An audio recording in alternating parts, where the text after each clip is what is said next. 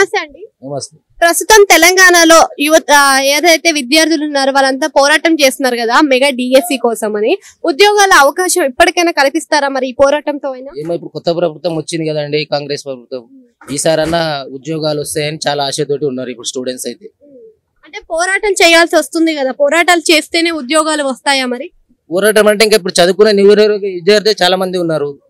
ఇప్పుడు జాబులు లేక చాలా మంది, ఎంతో మంది చదివిన వాళ్ళు ఇంజనీరింగ్, డిగ్రీ, బీకామ్ చేసిన వాళ్ళు కూడా ఉన్నారు. ఎవరికి జాబులు లేవు. ఇప్పుడు ఇంత ముందుకున్న ప్రభుత్వం ఏం చేయలేదు. ఇప్పుడైతే కొత్త ప్రభుత్వం వచ్చింది, ఏమో ఇంకా చేస్తారేమని ఆశగా ఉంది ఇప్పుడు చదువుకున్న పిల్లలకి, స్టూడెంట్స్ కి.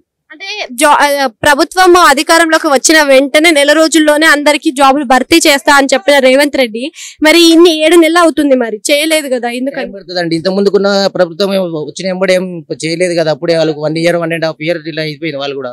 ఇప్పుడు 100 రోజులు టైం నుంచి చెప్పాడు. 100 రోజులు అంటే ఇప్పుడు ఇంకా చూసుకోవాలి కదా వాళ్ళు కూడా. ఎందుకంటే ఇప్పుడు సడన్ గా వచ్చిన ఎంబడే అన్ని జాబులు ఇప్పుడే రావాలి, అన్ని ఇప్పుడే రావాలంటే కుదరదు కదా. ఇంకా కొద్దిగా టైం పడుతుంది. ఇంకా 1 year అనుకుంటున్నాను నేనైతే. ఇంకా 1 year దాకా 1 year లో వచ్చే అవకాశాలు ఉంటాయి మరి? చేయాలి, కంపల్సరీ జాబులు చేయాల్సిందే చదువుకున్న యువతకు.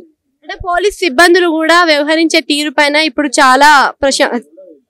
చాలా వ్యతిరేకత కనిపిస్తుంది. మరి పోలీసులు ఆ విధంగా చేయడం కరెక్టేనా మరి?